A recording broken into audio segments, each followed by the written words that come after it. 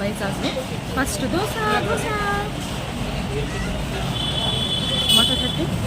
నాకు ఉల్లి దోశ అంటే ఎంత ఇష్టం అంటే బాబాయ్ కారాలు నాకు ఉల్లి దోశ అంటే ఎంత ఇష్టం చెప్పాలంటే మా అమ్మగారికి మసాలా దోశ ఇష్టం, నాకు ఉల్లి దోశ.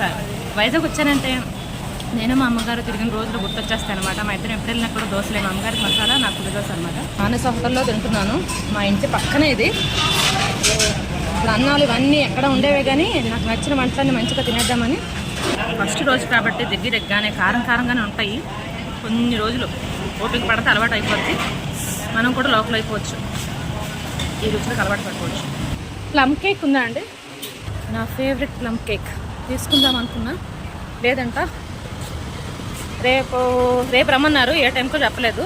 వచ్చి రాగానే చూసారా చిలక వచ్చింది ఇక్కడ చిలకలు. ఇండియాలో వచ్చామంటే మనకు ఆ వేడికి, ఆ ఫుడ్కి, తినే మ్యాంగోస్కి వేడి చిలక ఆల్రెడీ స్టార్ట్ అయిపోయింది.